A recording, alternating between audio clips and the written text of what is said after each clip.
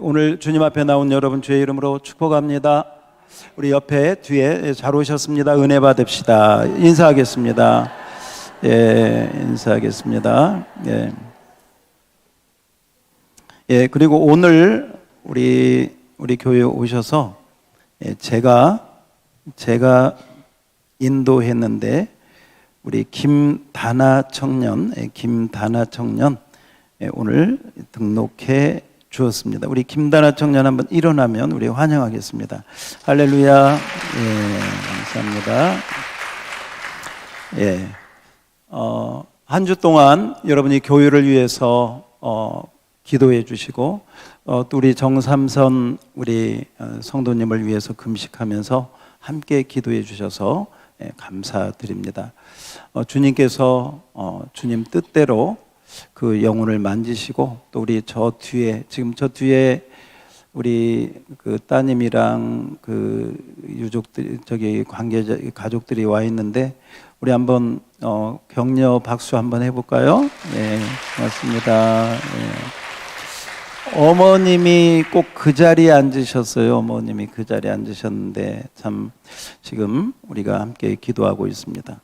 여러분 오늘 한번 따라서 합시다. 데리고 누구에게? 예수께로 오니. 데리고 예수께로 오니. 이렇게 오늘 말씀을 우리가 보게 되었습니다. 미국의 스피노스 조데아티라고 하는 목사님이 미국에서 발간되는 목사님들이 보는 그 목회의 잡지 풀핏이라고 하는 잡지에서 자기 목회 체험을 바탕으로 글을 썼습니다. 그 글이 뭐냐면 제목이 죽어있는 교회와 살아있는 교회. 다시 한번 죽어있는 교회와 어떤 교회? 살아있는. 어떤 교회는 죽어있고 어떤 교회는 살아있는가를 이렇게 기고를 했습니다. 그 내용이 다음과 같습니다. 살아있는 교회는 항상 변화합니다. 죽어있는 교회는 늘 똑같습니다. 살아있는 교회는 아이들의 소리로 늘 시끄럽습니다. 죽어가는 교회는 죽은 듯이 조용합니다. 살아있는 교회는 예산을 초과해서 지출합니다. 죽어있는 교회는 은행에 잔고가 많습니다. 살아있는 교회는 새가족, 새로운 사람의 이름을 알기가 어려워서 애를 먹습니다. 그러나 죽어가는 교회는 해가 지나가도 그 얼굴이 그 얼굴입니다.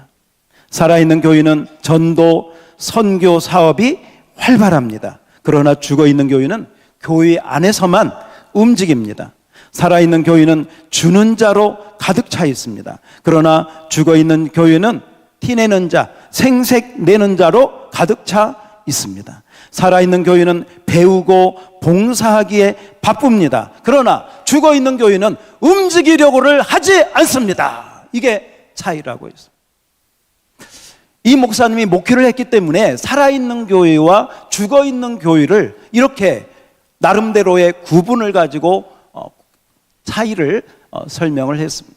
저는 이 말씀을 여러분의 개인적인 신앙에도 적용할 수 있겠다라고 생각을 합니다. 교회뿐만 아니라 내 신앙이 정말 살아있나, 내 신앙이 죽어있나 한번 이 글을 통해서 여러분 개인 적용을 할 수 있겠다고 생각합니다. 한번 제가 좀 그렇게 의역을 해서 한번 읽어보겠습니다. 살아있는 신앙은 항상 변화합니다. 죽어있는 신앙은 늘 똑같습니다. 살아있는 신앙은 늘 전도에서 아이들의 소리가 늘 태어나는 아이들 소리로 시끄럽습니다. 그러나 죽어있는 신앙은 늘 죽은 듯이 조용합니다. 죽어있는 교회는, 살아있는 교회는 예산을 주고 전도하는데, 선교하는데 써서 예산이 모자랄 정도로. 그러나 죽어있는 신앙은 그 잔고가 많아서 자기만을 위한 통장이 많아집니다. 살아있는 신앙은 새로운 사람을 알기 위해서 힘씁니다. 새로운 사람을 전도하려고 애를 씁니다. 그러나 죽어있는 신앙은 맨날 그 얼굴이 그 얼굴이고 맨날 그 사람이 그 사람이고 그 사람하고만 어울려서 평생을 살아갑니다. 살아있는 교회는 전도와 선교에 활발하지만 죽어있는 신앙은 교회 안에서만 움직입니다. 여러분, 여러분의 신앙은 살아있는가 죽어있는가 한번 우리 자신이 한번 돌아볼 수 있기를 바랍니다.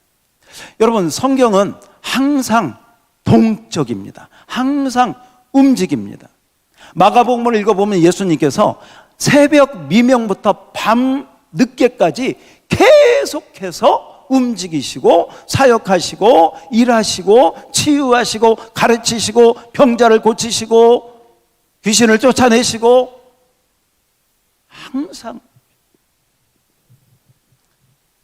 움직이는 교회, 살아있는 신앙인 줄 믿습니다. 저와 여러분이 바로 그러한 신앙을 가지고 가야 됩니다.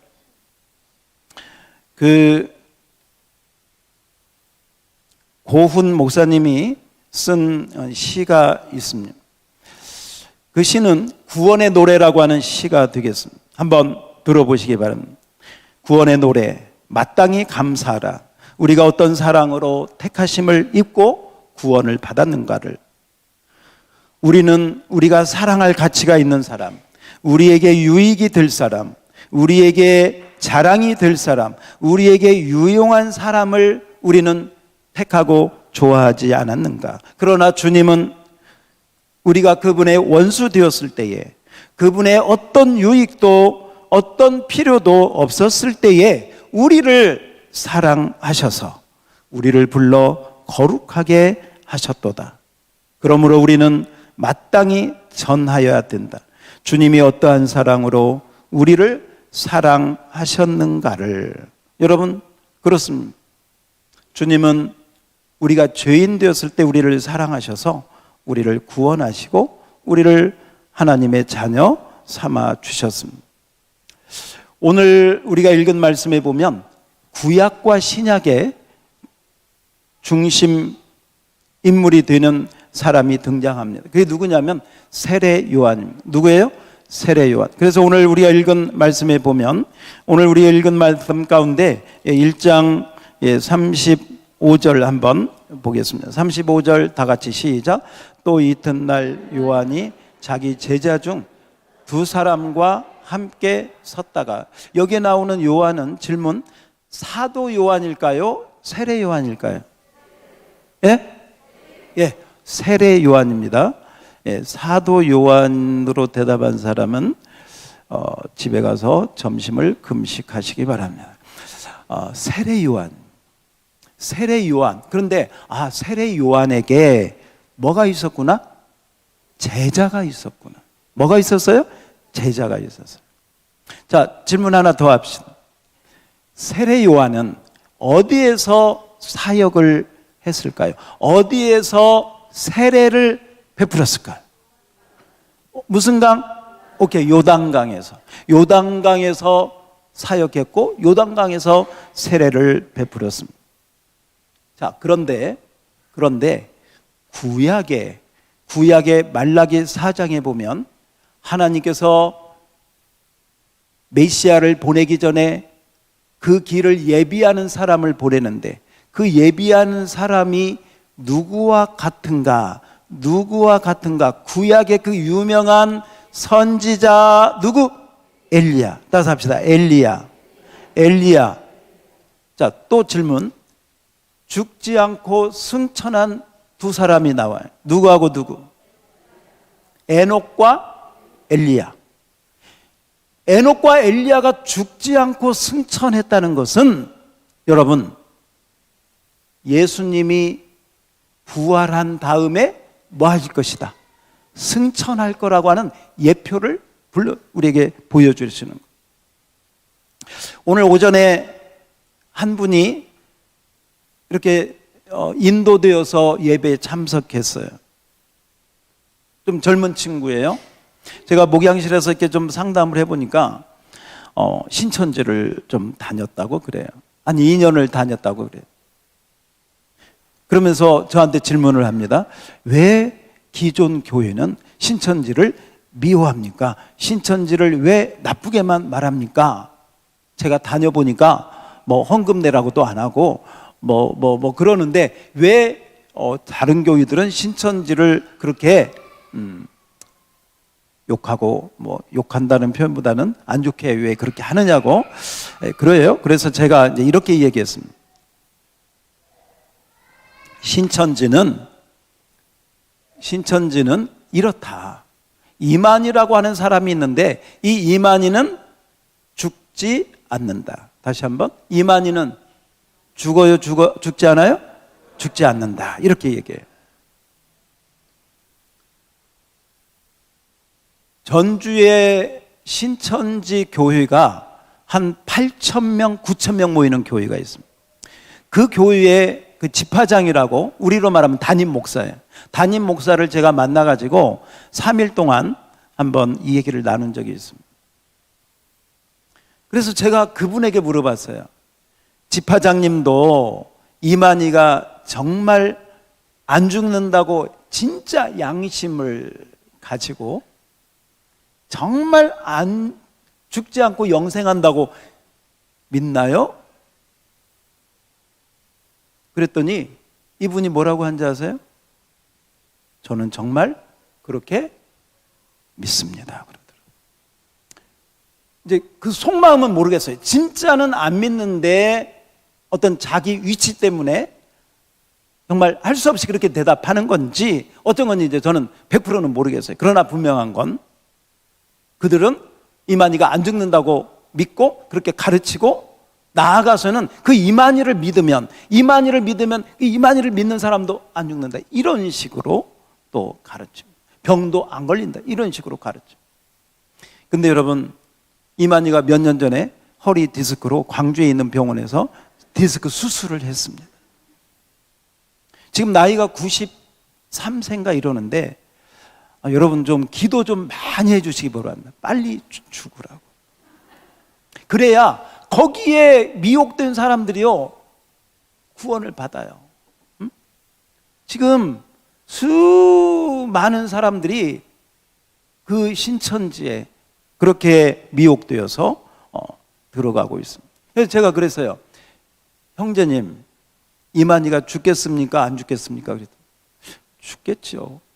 그런데 거짓말을 가르치니까 다른 교회에서 왜 거짓말을 가르치냐고 신천지 잘못됐다 이렇게 이야기하지 다른 거 이야기하지 않습니다. 그렇습니다. 여러분, 그러나 성경에 보면 여러분 죽지 않고 올라간 사람 에녹과 누구?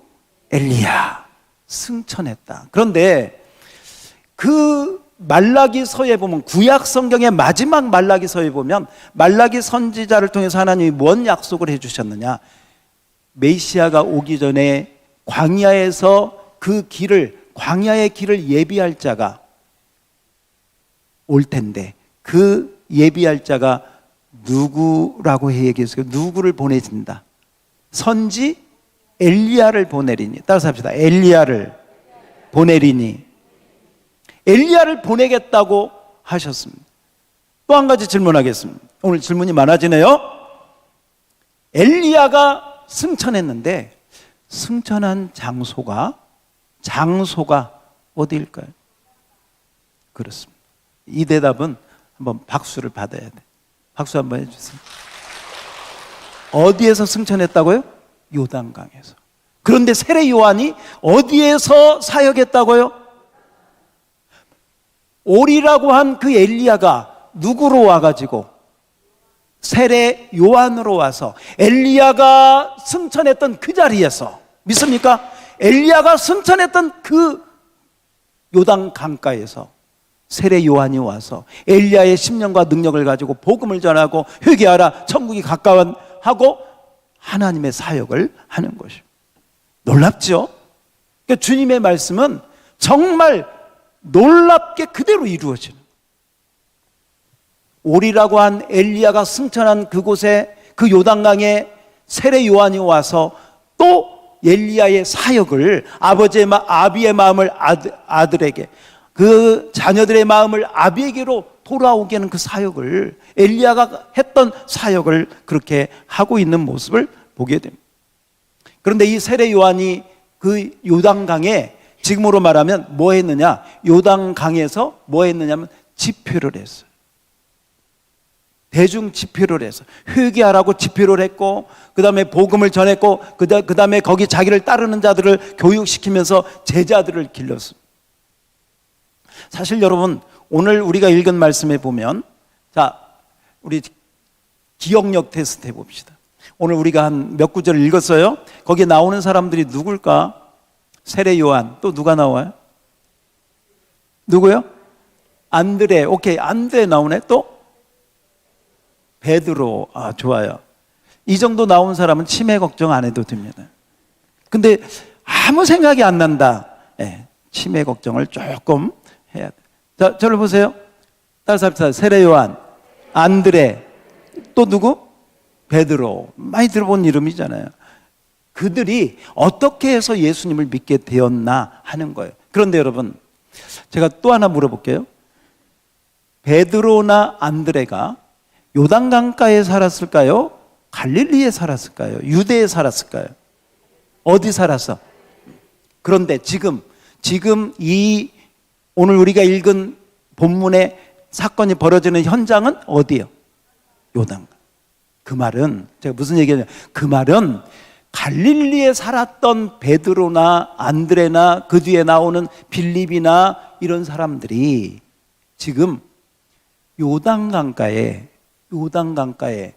와서 세례 요한의 집회에 뭐한다? 참석하려고. 여러분들이면 또 어떤 분들 기도원에 짐 싸가지고 가잖아요. 한 주 동안 은혜 받으려고. 그와 같이 베드로, 안드레 이런 사람들이 이 세례 요한이 요단강에서 집회하고 있는 이곳에 한번 따라서 합시다. 은혜 받으려고. 다시 한번 은혜 받으려고. 갈릴리를 떠나서, 자기 동네를 떠나서, 어부의 생활을 떠나서 지금 어디에 와 있어? 요단강에 와 있어요. 바로 그런 상황 속에서 그들이 얼마나 믿음이, 또한 어떤 하나님에 대한 마음이 있었기 때문에 세례 요한의 말을 듣고 세례 요한의 제자가 되었어. 안드레 같은 경우는. 그래서 여기 보니까 자기 제자 중 두 사람과 함께 섰다가 36절 볼까요?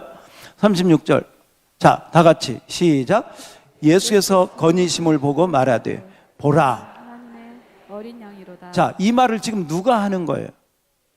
누구에게? 오케이.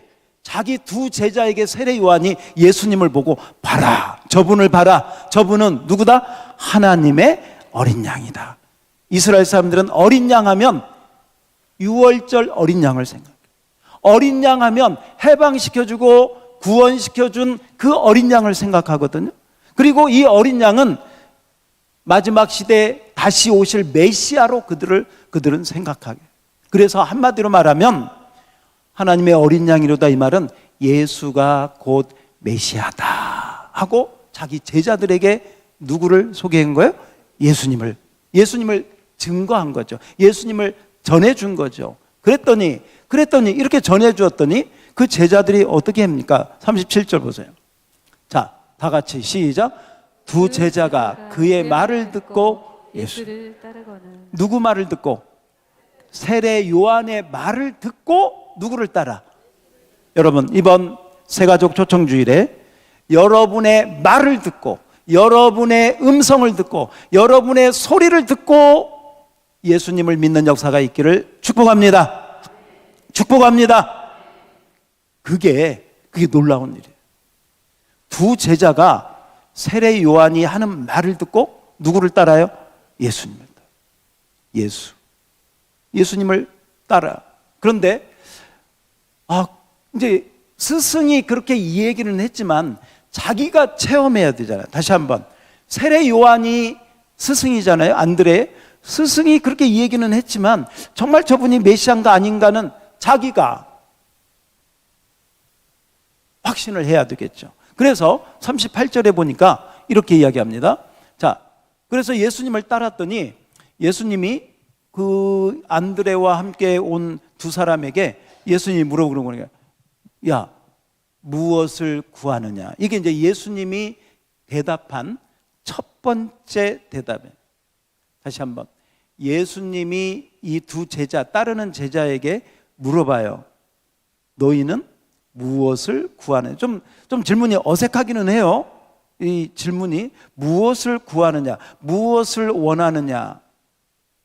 그랬더니 이 두 제자가 랍비여 어디 계시나이까? 이 말은 어디에 거주하십니까? 어디에서 생활하십니까? 그 얘기예요. 어디에서 이렇게 지내십니까? 우리가 그곳에 가고 싶습니다. 그런 말이겠죠. 우리가 이 말을 간단하게 이야기하면 아마 예수님이 두 제자가 따르니까 야, 너 뭐 때문에 나를 따르는 거야? 너 원하는 게 뭐야? 나한테 뭘 원해? 뭘 구해? 그랬더니 두 제자가 예수님이 어디 계신지 모르지만 우리가 그 계신 데에 좀 가보고 싶습니다. 그래서 39절 봅시다. 제가 읽겠습니다. 그랬더니 예수님께서 와봐. 그럼 와. 웰컴 한 거죠. 와서 보라. 그러므로 그들이 가서 계신 데를 보고 그날 함께 거하니. 함께. 여기서는 함께 거했다고 했는데 우리가 좌우 문맥을 보면 그날 저녁 때 만나가지고 아마 밤새워서 이 얘기를 했든지 함께 잠을 잤든지 그렇게 하고 그 다음날 10시면 오후 4시거든요. 오후 4시까지 다시 합시다. 예수님과 함께. 다시 한번 함께. 누구와 함께? 예수님과 함께 안드레와 또 다른 제자와 예수님이 그러니까 하루 반나절을 같이 있습니다. 자, 하루 반나절 동안 함께 이렇게 지내보면 서로 어느 정도 알아요? 몰라요? 알아요. 아, 이분은 어떤 분이구나. 아, 이분은 어떤 생각을 하고 있구나. 한나절 반 정도 이렇게 지내보면 대강 성격이나 뭐 여러 가지 기본적인 그 인폼을 받게 되죠. 근데 한나절 반 동안 안드레와 두 제자가 함께 예수님과 있고 나서 결론을 딱 내렸어요. 뭐라고 결론 내렸느냐? 40절 봅시다. 여기 보면 그 따르는 제자가 누구였는지 그 중에 하나가 안드레였다고 나오죠. 베드로의 동생 안드레. 41절. 자, 여기에 한나절 반 동안 예수님과 함께 있었던 안드레가 그렇게 이야기를 합니다. 자, 자기 시몬 베드로를 따라서 다 같이 읽어볼까요? 시작. 그가 먼저 자기의 형제 시몬을 찾아 말하되 우리가 메시아를 만났다 하고. 누구 만났다? 그러니까 이 안드레는 예수님하고 한나절 반 동안 이 얘기해보고 이분이 누구시구나? 메시아구나. 이분이 우리가 그렇게 고대하던 우리가 그렇게 기다리던 그리스도구나 하는 믿음을 확고하게 가졌어. 믿음을 확고하게 갖고 그 다음에 우리 지금 첫째 줄에 보니까 누구를 찾아? 자기 형제 시몬. 형제 시몬. 시몬이 누구예요? 베드로. 베드로를 왜 찾아? 왜? 누구 전해주려고? 그러니까요, 세례 요한은 안드레를 하나님의 어린 양이다 하고 예수님을 소개했잖아요. 안드레는 예수님을 만나고 나서 자기가 확고한 믿음이 생기니까 이제 자기 형제 누구를 찾아? 시몬을 찾아. 그래서 시몬에게 그렇게 얘기했겠죠. 그런데 42절 봅시다. 그 다음 우리 첫째 줄만 읽어봅시다. 첫째 줄만 시작. 데리고 예수께로 오니. 누구를 데리고? 시몬을 데리고. 누구에게로? 그죠? 누가? 안드레가. 자, 따라오고 있죠? 자, 안드레가 시몬을 데리고 누구에게로? 예수님께로. 제가 오늘 데리고 예수께로. 오늘 오전 9시 예배에 두 분이 새로 와서 이렇게 함께 예배를 드렸어요. 한 분은 등록했고 한 분은 이렇게 예배 참석 방문 이렇게 했는데 제가 보니까 두 분 다 어떻게 해서 오게 됐느냐? 데리고 왔어요. 뭐하고 왔다? 데리고 왔어요. 데리고 온다는 것은 누군가가 곁에서 말하자면 곁에서 함께 왔다는 거예요. 함께. 저는 이 데리고 왔다는 말을 듣고 한번 좀 생각을 해봤어요. 아마 베드로가 조금 예수님을 의심하지 않았나. 별로 내키지 않았는데 안드레가 너무 확신이 있는 거예요. 너무 마음에 확고한 믿음이 있는 거예요. 이분은 메시아다. 이분은 내가 만난 이분은 정말 메시아가 확실하다는 확고한 믿음이 있으니까 자기 형제 시몬에게 아니야, 정말 분명해, 확실해 하고 시몬을 데리고 예수님께 왔어요. 여러분, 다음 주에 여러분이 오실 때 데리고 오시기를 축복합니다. 축복합니다. 네, 데리고 오셔야 돼. 네.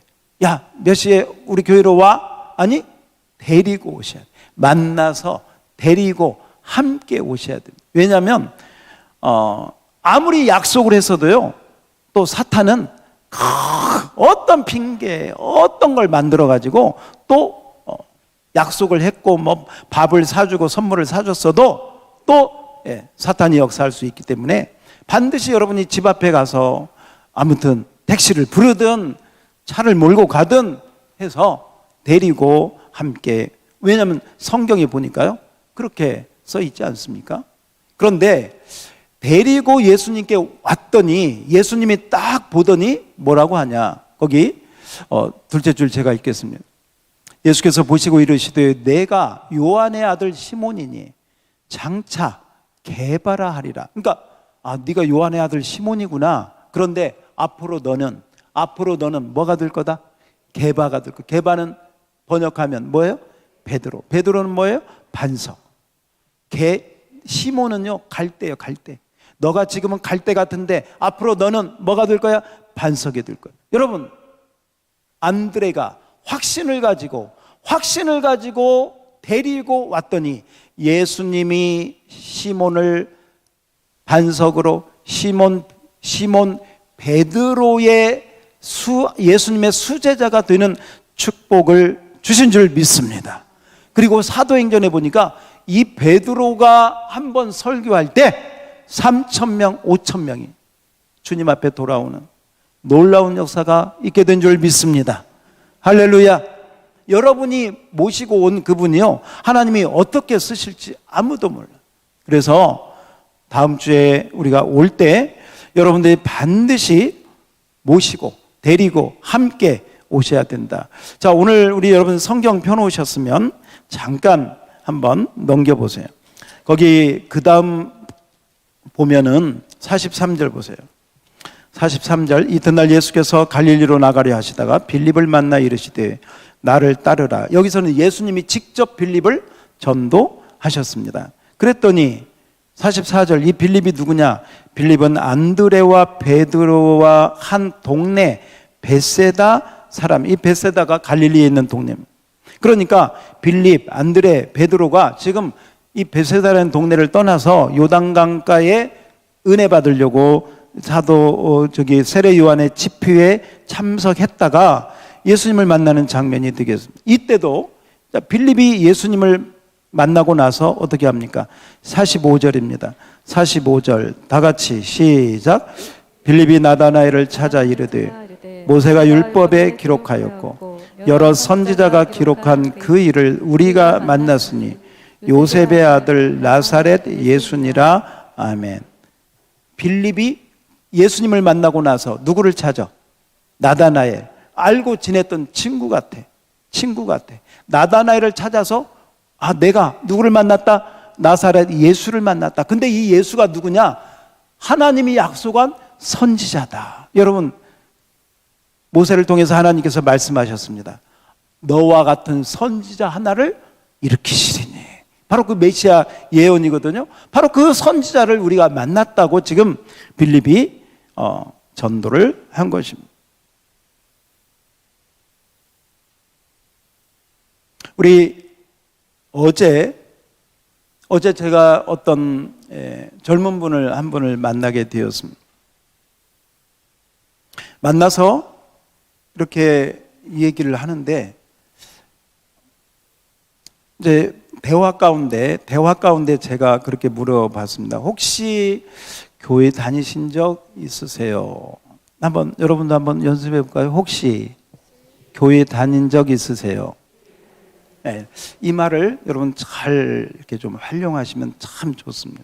왜냐하면 그 대답 가운데 많은 걸 우리가 그분의 신앙이라든지 어떤 종교라든지 어떤 믿음의 상태라든지 이런 걸 알 수가 있습니다. 그런데요, 보세요. 처음 만났거든요. 처음 만났는데 제가 혹시 교회 다닌 적 있으세요? 그랬더니 이분이 뭐라고 했는지 아세요? 제가 군대에 있을 때 다녔어요. 근데 군대 있을 때 다닐 때는 좋았어요. 그래요.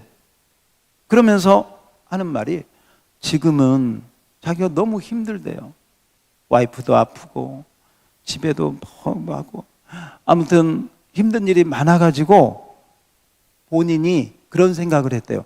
내가 하나님을 안 믿어서 이런 어려운 일이 계속 생기나? 그러면서 그 자기 믿음에 대한 생각을 떠올렸다고 하더라고. 그래서 우와, 이건 참 성령님이 하시는 거다. 그래서 제가 하나님이 오늘 저를 만나게 한 것은 제가 이제 그때 유행가 가사를 인용했어요.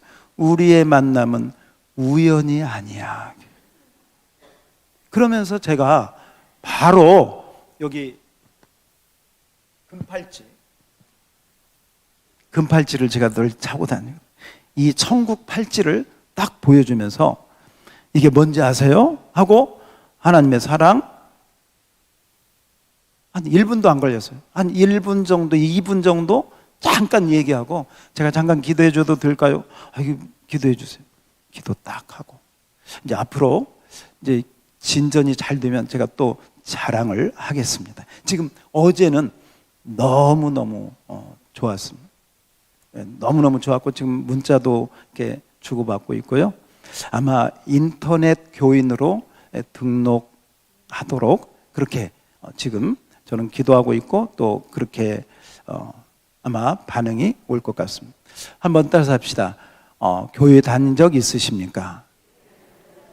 누구를 만나든지 언제 어디서든지 여러분 이 말을 꼭 잘 활용을 하시면요.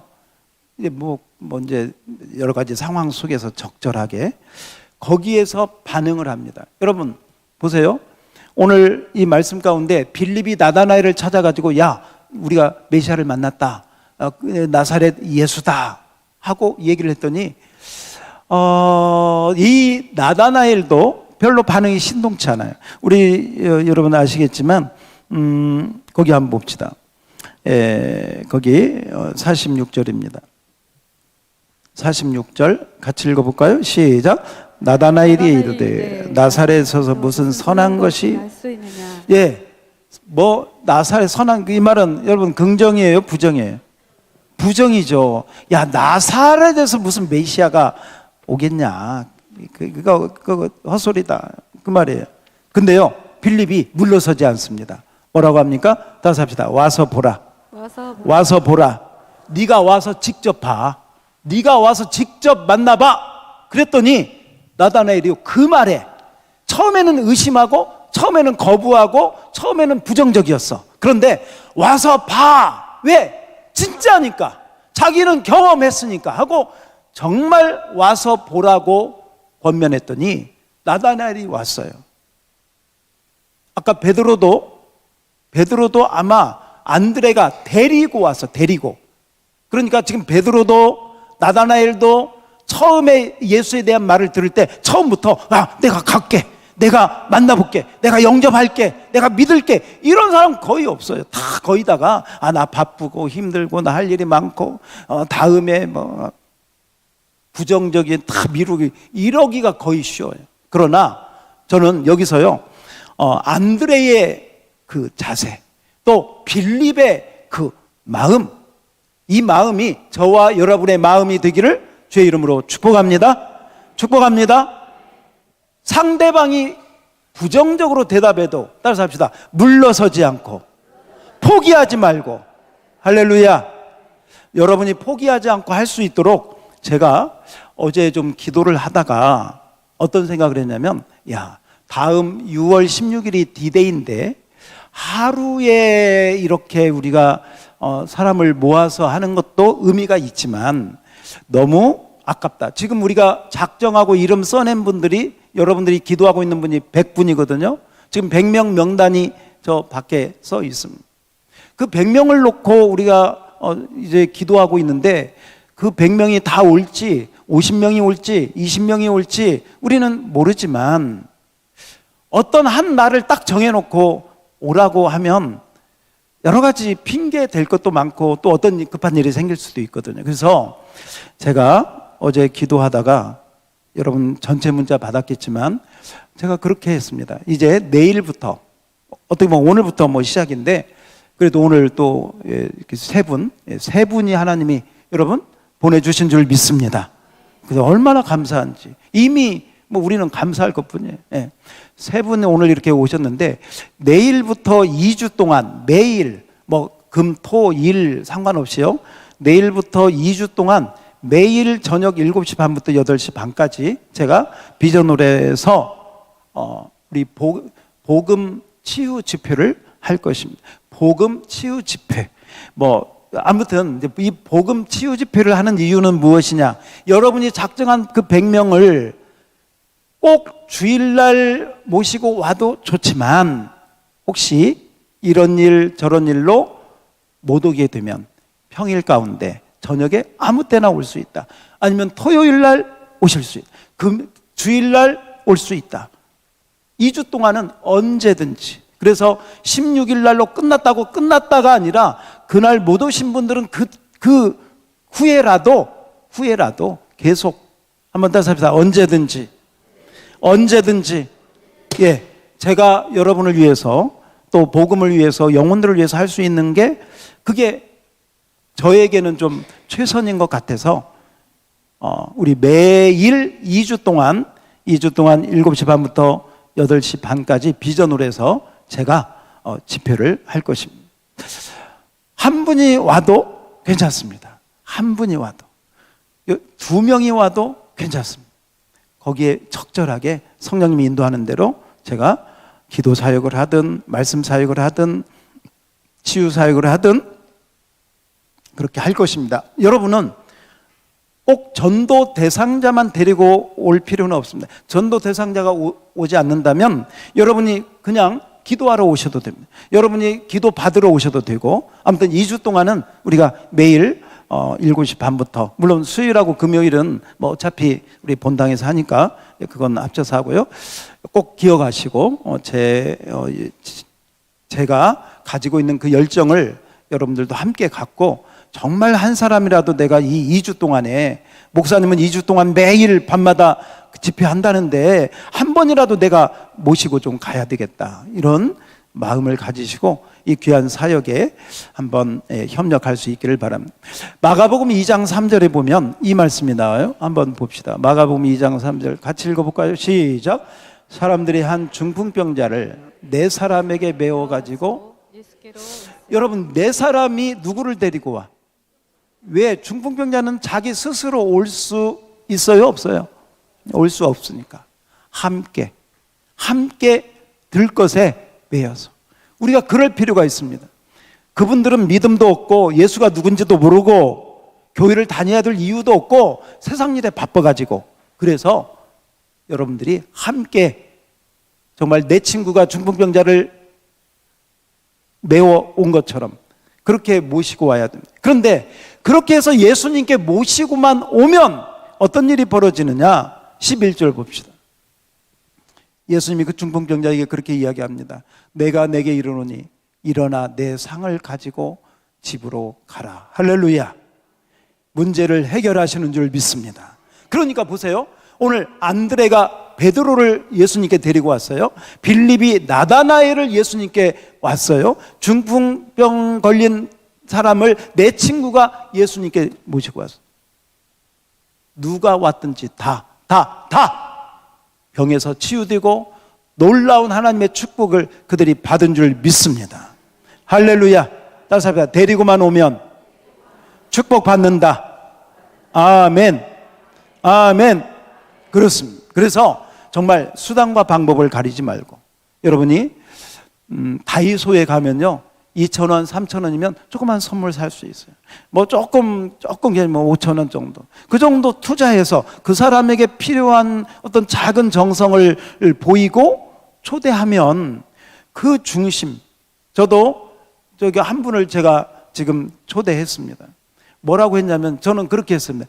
내가 우리 교회에 지금 새가족 촉청주의라는데 내가 목사인데 내가 한 명도 못 데리고 가면 내가 창피해서 어떻게 하냐. 나 좀 봐주세요. 나 좀 봐주세요. 그랬더니 그래요? 그럼 뭐 여러분도 좀 아무튼 사정하든 뭐 점심을 사준 여러분 저기에 달려 있습니다. 안드레의 그 중심, 빌립의 중심, 이 중풍병자를 데리고 간 그 내 친구의 중심이 저와 여러분의 중심이 되기를 주의 이름으로 축복합니다. 축복합니다. 여러분, 예수님은 모든 문제를 해결할 수 있는 능력이 있는 줄 믿습니다. 그러므로 예수님께로만 데리고 오면 예수님이 다 알아서 해결하신다. 여러분 그 사실을 믿고 여러분 지금 여기 보니까 아는 사람, 친구, 형제, 같은 동네 사람 이게 다 뭐냐면 관계전도거든요. 내가 아는 사람. 근데 가끔씩 하나님이 보너스로 주실 때도 오늘 오전에 오신 분 가운데 한 분은 지난 우리 셀에서 여기 출장소 가서 전도하다가 만난 그 젊은 분을 또 딱 이렇게 오늘 하나님이 보내주셨더라고요. 얼마나 감사한지. 여러분 다시 한번 우리 마지막으로 따라서 합시다. 데리고 예수께로 오니. 다시 한번 데리고 예수께로. 우리 옆 사람에게 데리고 옵시다. 함께 옵시다. 할렐루야. 예, 다음 주는 우리 이곳에서 천국잔치가 벌어지고 꼭 주일날 그분이 오기가 힘들다 하면 2주 동안 우리 밤마다 천국잔치하고 있습니다. 천국 집회하고 있습니다. 언제든지 예를 들면 이런 경우 저는 한번 상상을 해봐요. 어떤 분이 열심히 기도했는데 그분이 화요일 저녁분이 시간이 없대. 가지고 화요일 저녁에 저기 교회에 왔더니 다른 사람 아무도 없어. 둘이 왔어. 야, 목사님이 얼마나 그 사람에게 맞게 복음을 전할까?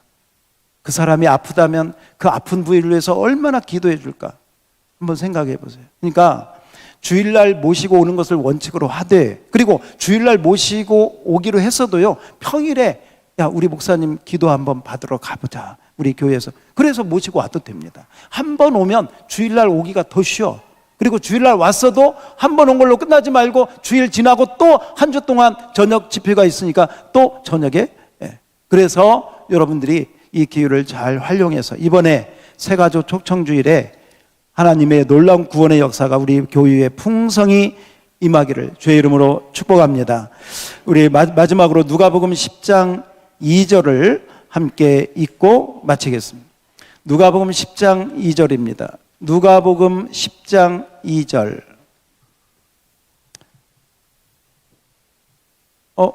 저기가 없네. 어디 출장 갔나 봐요. 방송실이 출장을 갔어요. 예, 같이 한번 읽어봅시다. 시작. 이르시되 추수할 것이 많되 일꾼이 적으니 그러므로 추수할 군들을 청하여 추수할 일꾼들을 보내주소서 하라 하시니라. 아멘. 여러분이 추수할 일꾼이 되시기를 주의 이름으로 축복합니다.